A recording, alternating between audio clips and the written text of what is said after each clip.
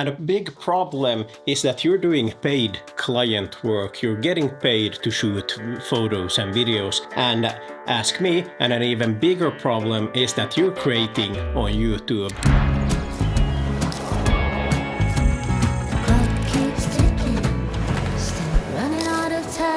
What it essentially means is that someone is telling you to do this and do that and you'll get paid.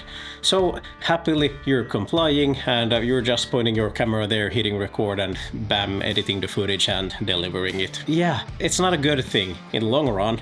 And same when you're uploading a video to YouTube, doing is that you're watching the statistics, you're looking at each video, which of those are that performs. You're analyzing the feedback from all of it, and in the long run it influences on how you create videos, what you're creating about and how you're going about it and everything.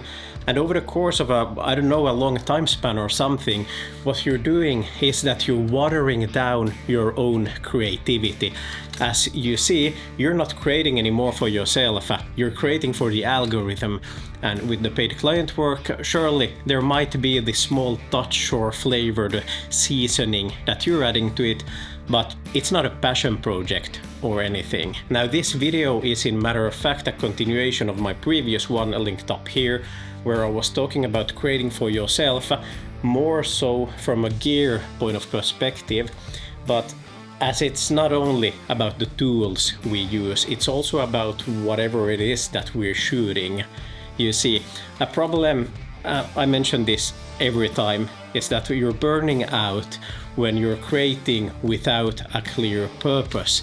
And suddenly, if you know why you're doing it, you can put in an endless amount of hours of hard work and you'll still be motivated, you'll be dedicated to want to push through. And you see, that's the same thing here, is that if we're only doing the paid client works, we're only pleasing the YouTube algorithm, that we're making the videos that perform well, you're killing yourself slowly. So how do we combat all of this? Well, first of all is that you should create a shit ton of content. Of course, do pivot your style so that it performs on the platforms as somewhat also it helps with the motivation, but by creating a sufficient amount of videos, you're lowering the threshold to creating, as it's more so becoming a habit to create. You'll also stick to the routines and you'll eventually find out your own style.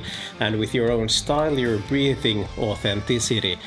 And from there, it's just a positive feedback loop of you having your own style, creating the videos you love to create, and thus all of it becomes this sort of passion projects. Now, I'd like to think of this from a bit different point of perspective, that passion projects shouldn't be only though like once in a year mega projects that you're doing that's completely different. I'm thinking this more in terms from the ideology that in your everyday life, as I'm living my life out here with my family and going to work, is that you should build a life that you don't need a vacation from.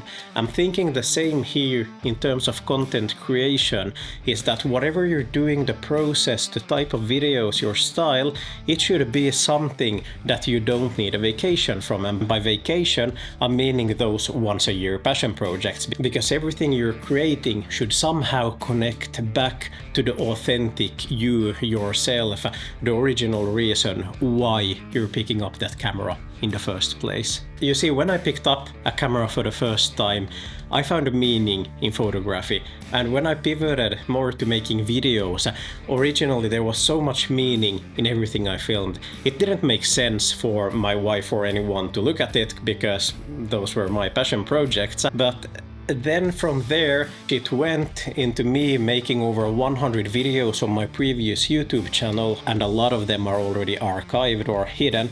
But it was that I started, instead of creating for meaning, I started to chase views, and it's not sustainable in the long run. So now I'm back here creating the original videos that I truly want to make. So instead of chasing views, now I'm back at this. I'm chasing meaning, in that every video I put out there, I'm also pouring my heart and my soul into it. Now, some might argue that, okay, if this video doesn't get any views, then I'll be even more discouraged because of the negative feedback, or actually lack of feedback because nobody's watching the videos.